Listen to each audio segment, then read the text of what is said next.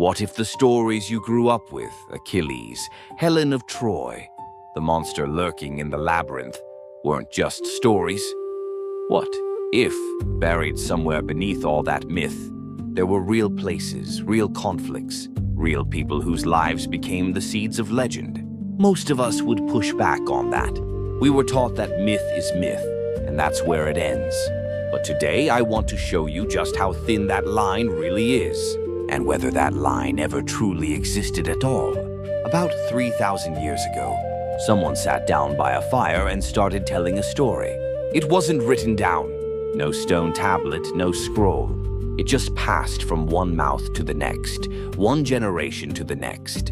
And with every retelling, the heroes grew stronger. The kings grew greater, and the journey across the sea became something the gods themselves couldn't ignore. We call those stories myths, but the seed at the very beginning, that first original seed, may have sprouted from real ground among real people. That's the journey we're taking today. We're going down to the roots, beneath the stories you heard as a kid, beneath the myths themselves. What's actually buried there? Let's find out. But first, we need to ask a fundamental question. How does a myth get made? Most people think of myths as pure imagination. Ancient people didn't understand lightning, so they called it Zeus's anger.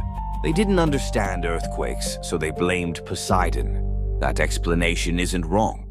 But what scholars have spent decades uncovering is something far more interesting and far more complex. Myths weren't just nature's user manual. They may have been the most powerful recording system ancient societies ever had. Think about it. In a world with no writing or where only a handful of people could read, how do you pass down something critical to thousands of people across generations? You make it unforgettable. You make it dramatic, emotional, the kind of story that makes your heart pound. Myth might have been humanity's very first information system, a way of encoding the rise and fall of civilizations, great leaders, foreign invasions, and the collapse of entire worlds into a form that no one could forget.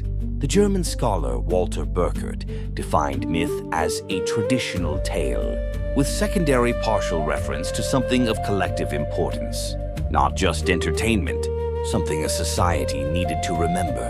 And when we finally picked up shovels and started digging at the places myths pointed to, something remarkable happened. Cities appeared, palace ruins emerged, tombs filled with gold. At least in some cases, the stories seemed to point towards something real. Let's start with the most famous mythical war ever told, the Trojan War. Homer's Iliad, composed or passed down somewhere around the 8th century BCE, tells the story of a war that starts when the Trojan Prince Paris takes Helen, the queen of Sparta, away with him. What follows is a decade-long conflict involving Achilles, the near-invincible warrior with one vulnerable heel, the cunning strategist Odysseus, and the Greek commander Agamemnon. Gods take sides, armies clash, Troy burns. For most of the 19th century, scholars treated this as legend, not anything more. Then came Heinrich Schliemann. Schliemann was a German businessman who first heard the story of Troy as a child from his father. From that day forward, he carried one unshakable belief with him for the rest of his life, that Troy was real. He built a trading fortune and poured every bit of it into a single obsession, finding it. In 1871, Schliemann began excavating a hill called Hisarlik, in what is now northwestern Turkey, near the Dardanelles Strait connecting the Aegean and Marmara Seas. And beneath that hill, layer after layer of buried cities appeared. One city had fallen, and another had been built on top of it.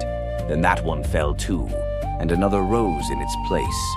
Traditionally, 9 major layers have been identified at the site. Schliemann initially claimed the second layer was Homer's Troy, but later research pointed more convincingly to a layer called Troy Sevenna, destroyed sometime in the late 13th century BCE as a strong candidate that aligns with the timeline in Homer's telling. That timing matters. The late 13th century BCE was the peak of the Mycenaean Greeks, a powerful civilization centered on the Aegean.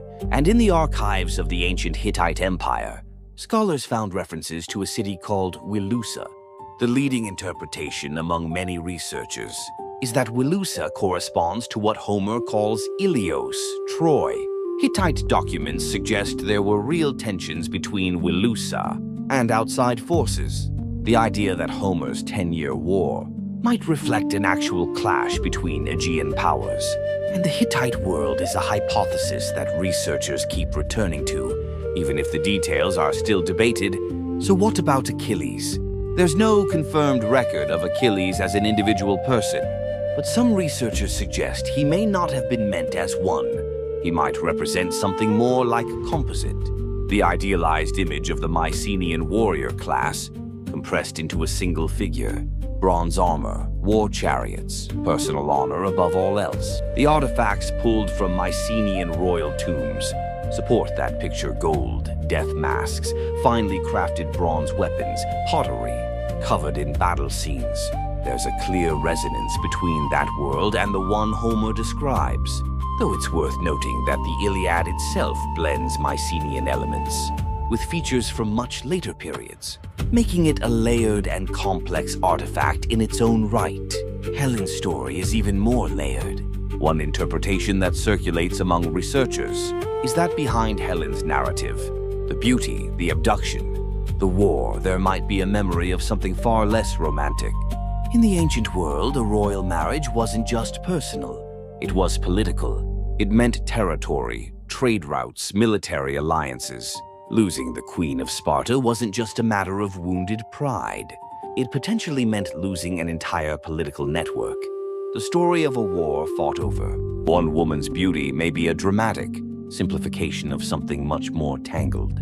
A breakdown of treaties, trade disputes, power struggles across the Aegean. This isn't an established reading backed by direct sources, but it's a compelling way of understanding how complex political crises get, compressed into personal narratives over time. Now let's cross the sea to the island of Crete. Almost everyone knows the story of the Minotaur, a creature half man and half bull, trapped inside an elaborate labyrinth fed on young people. Sent as tribute from Athens, the hero Theseus enters the maze and defeats the monster. At the center of it all is the king of Crete, Minos. In 1900, British archaeologist Arthur Evans began excavating the northern coast of Crete. What he uncovered had been buried for more than 3,000 years. The Palace of Knossos, hundreds of rooms connected by winding corridors, underground storage chambers, staircases, and open courtyards, a structure so complex that even modern architects marvel at it. It's easy to understand how someone seeing it for the first time might describe it as a maze. The connection between Knossos and the Labyrinth legend is one of the most frequently discussed ideas in the study of ancient myths. But the more striking discovery was on the walls. The frescoes at Knossos are filled with one recurring image: bulls and humans together. The most famous is called the Bull Leaping Fresco, a charging bull and a human figure vaulting through the air over its back. Whether this depicted an actual ritual, a performance, or something purely symbolic is still debated. What's beyond debate is the centrality of the bull in Minoan culture. Bullhorn altars, bullhead ritual vessels, bull-shaped figurines, they appear everywhere across Crete. The bull appears to have held sacred or ritual significance. Now picture this. Around the 15th century BCE, a civilization on Crete held significant influence across the Aegean. At its heart was a culture that revered the bull, ruled by a king from an enormous labyrinthine palace. Later, Greek tradition may have encoded that Cretan dominance as the tribute. Myth, young people delivered to the island, to the monster within. Some scholars suggest the name Minos wasn't the name of one specific king, but more like a title used for all Cretan rulers, the way Egypt called every pharaoh, Pharaoh. And the Minotaur himself, the bull-headed terror at the center of the maze, might have been an image for the Cretan king himself, powerful, alien, and commanding a world that mainland Greeks found both awe-inspiring and deeply unsettling. Arthur Evans reportedly wrote while excavating the site. Legend has become geography. He had dug where the story pointed and found a civilization waiting. Our journey isn't finished yet. Let's follow Theseus a little further, because he didn't just fight the Minotaur. Mythology also connects him to the Amazons, a tribe of fierce female warriors who fought on horseback with bows and spears. Ancient Greek writers placed them somewhere beyond the Aegean, half real and half legend. Then came the 1990s, and especially the 2010s, and the archaeological announcements started coming fast along the northern coast of the Black Sea. In the regions that are now southwestern Russia and Ukraine, excavations of Scythian burial mounds called kurgans began turning up something unexpected. Not just male warriors, women, buried with bows, spears, and sometimes daggers, buried the same way the male fighters were. Dr. Adrienne Mayer, a classical folklorist who spent years researching this, documented that roughly 300 graves of women buried with weapons have been identified across the nomadic cultures north of the Black Sea. Ages ranged from early teens to mid-40s. Some of these women showed physical signs consistent with archery, spines and shoulder bones shaped by years of drawing a bow, the kind of changes that come from a lifetime of combat training.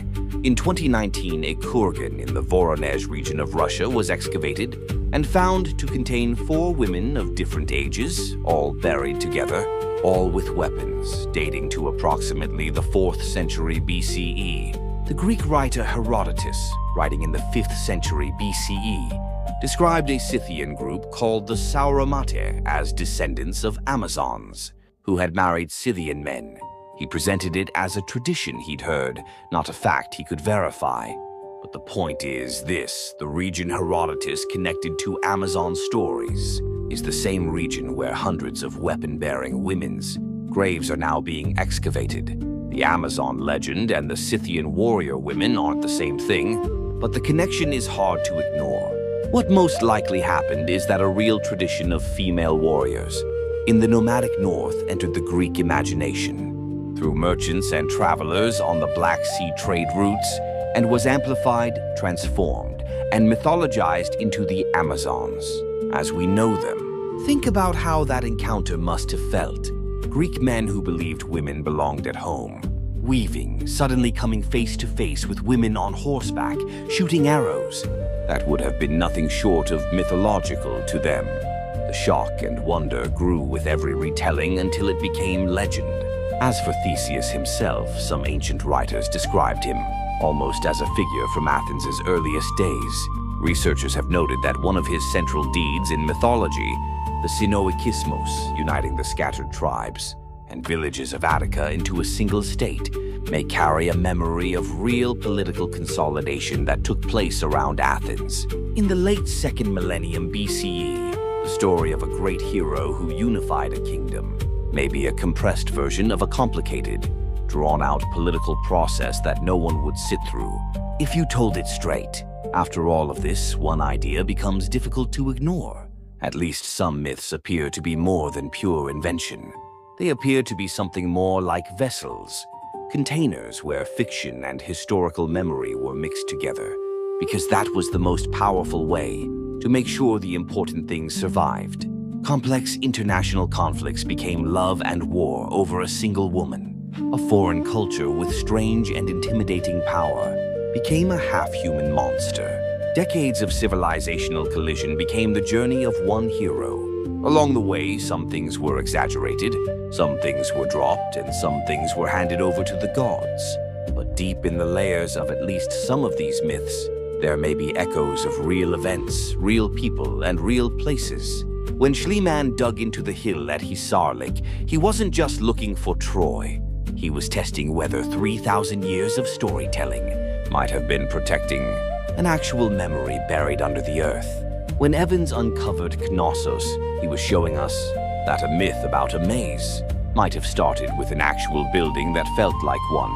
And every time a woman's grave with weapons is found along the Black Sea coast, the possibility sharpens that what the Greeks heard and told about distant warrior women wasn't pure invention.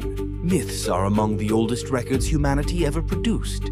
Not carved in stone, not written on papyrus, carved into memory, into the part of us that holds a story close because it means something. And those stories have crossed thousands of years to reach us right now. Is there any record more durable than that? So here's the question I want to leave you with. If the ancient Greeks preserved their world in the form of myth, what are we doing with ours? We have news, films, social media, endless streams of content. But 3,000 years from now, when someone tries to understand what life was like in 2025, what will they find? What will they make of the stories we're telling? Maybe they'll dig through our films and posts the way we dig through ancient ruins, searching for something real beneath the surface. Maybe the stories we're creating right now will one day be someone else's mythology. Looking at myth not as old fiction to be dismissed, but as a form of human record keeping, a way of understanding how people remember, how they tell stories, how they carry their own existence across time. That's not just about the past. It's about understanding something fundamental about what we are. That storyteller by the fire, 3,000 years ago, starting a tale that would outlast every empire around them. Did they know? Did they have any idea their words would still be alive today? As long as new possibilities keep emerging from the ground, myth doesn't die. Every time an archaeologist's shovel breaks new earth, the line between myth and memory shifts again, and the stories still waiting underground, still unexcavated, still unread. We don't yet know how many there are,